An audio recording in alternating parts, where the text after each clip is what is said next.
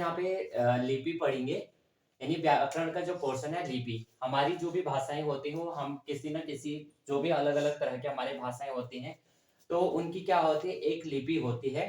तो लिपि को इंग्लिश में क्या कहते हैं? स्क्रिप्ट कहते हैं। तो भाषा लिखने के ढंग या तरीके को हम क्या कहते हैं? लिपि कहते हैं। यानी जिन चिन्हों का हम प्रयोग करते हैं, जिन चिन्हों के द्वारा हम लिखते हैं, तो उन्हीं को हम क्या कहते हैं? लिपि कहते हैं। प्रत्येक भाषा की क्या होती है? एक अलग और विशेष लिपि होती है। यानी जैसे हमारी हिंदी है, तो हिंदी की जैसे क्या है? देवनागरी है। पंजाबी है, पंजाबी की क्या है? गुरुमुखी। तो प्रमुख भाषाएँ और उनकी लिपियाँ अब हम यहाँ पे देखते हैं, जैसे हिंदी, संस्कृत, गुजराती, मराठी, कश्मीरी, इनकी लिपि क्या है? देवनागरी। पंजाबी की लिपि क्या है? गुरुमुखी। अंग्रेजी की लिपि रोमन है और उर्दू की लिपि क्या है? फारसी है। तो इस तरह से हर भाषा की क्या होती है? अलग-अलग क्या लिपियाँ होती हैं। देवनागरी लिपि, तो देवनागरी लिपि जो है हिंदी और संस्कृत जो है देवनागरी लिपि में लिखी जाते हैं। देवनागरी लिपि का जो विकास हुआ है वो ब्राह्मी लिपि से हुआ। तो हमें सबसे पहले पता होना चाहिए कि देवनागरी लिपि का विकास कहाँ से हुआ? ब्राह्मी लिपि से हुआ। ब्राह्मी लिपि को सर्वप्रथम प्रयोग जो किया गया, गुजरात नरेश जयभट्ट के एक शिलालेख में मिला। अब शिलालेख क्या होता है? शिलालेख यानी पत्थरों पर जो लेख लिखे जाते हैं, तो इसे बोलते हैं शिलालेख। तो ब्राह्मी लिपि का प्रयोग सबसे पहले कहाँ मिला? सर्वप्रथम जो प्रयोग किया गया, गुजरात नरेश जयभट्ट के एक शिलालेख में मिला। 8वीं और 9वीं सदी में राष्ट्रकूट नरेशों तथा बड़ौदा के ध्रुवराज ने अपने देशों में ब्राह्मी लिपि का प्रयोग किया था। तो और महाराष्ट्र में जो है ब्राह्मी लिपि को बालबोध के नाम से जाना जाता है। बालबोध, बालबोध के नाम से महाराष्ट्र में जाना जाता है। तो यहाँ पे हमने देखा कि ब्राह्मी लिपि जो देवनागरी लिपि है, देवनागरी लिपि हिंदी और संस्कृत जो है देवनागरी लिपि में लिखी जाती है। देवनागरी लिपि का विकास ब्राह्मी लिपि से, और ब्राह्मी लिपि का जो प्रयोग हुआ था वो सर्वप्रथम गुजरात के एक नरेश जयभट्ट थे, एक व्यक्ति थे जिनके शिलालेख में ब्राह्मी लिपि का सबसे पहले प्रयोग किया गया। 8वीं और 9वीं सदी में राजपूत नरेशों तथा बड़ौदा के ध्रुवराज ने अपने देश में क्या किया? ब्राह्मी लिपि का प्रयोग किया, और महाराष्ट्र में क्या ब्राह्मी लिपि को बालबोध के नाम से प्रयोग किया जाता है।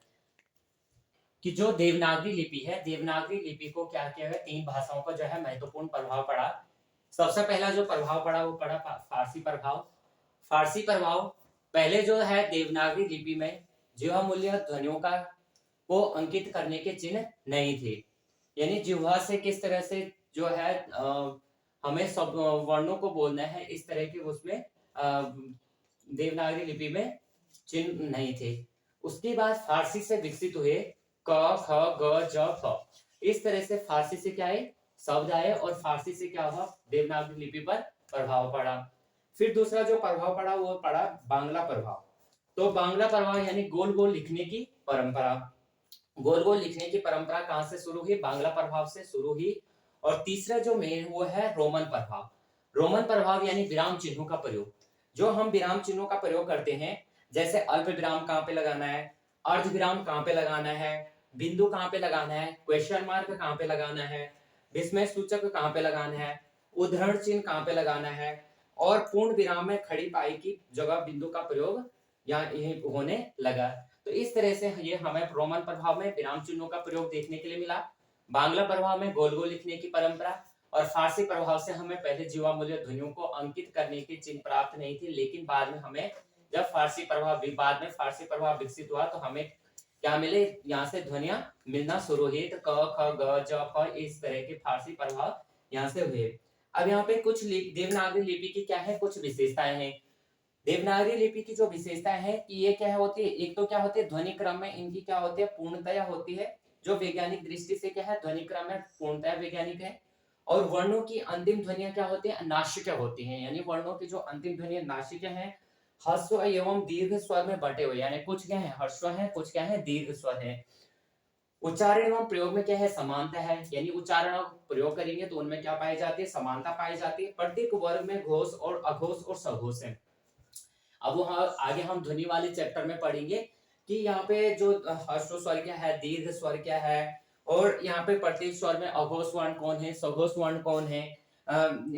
इस तरह से हम अल्प प्राण क्या है, महाप्राण क्या है, और कौन से शब्दों का प्रयोग का इस्तेमाल किया जाता है, और एक तो छपाई और लिखाई क्या है, दोनों समान है। दूसरा इसमें प्रत्येक के लिए क्या है, अलग-अलग जो है अलग लिपि चिन्ह है। तो इस तरह से हम लिपि को क्या कर सकते हैं, लिपि हमने देखा कि किस तरह से हमने यानी लिपि जो है लिपि पर भाषा का प्रभाव पड़ता है। यानी कौन-कौन सी बोलियाँ जो है लिपि में लिखी जाती हैं और सबसे ज़्यादा भाषाओं का किन-किन भाषाओं का इनमें प्रभाव पड़ा। तो यहाँ पे इसका हमने अध्ययन किया।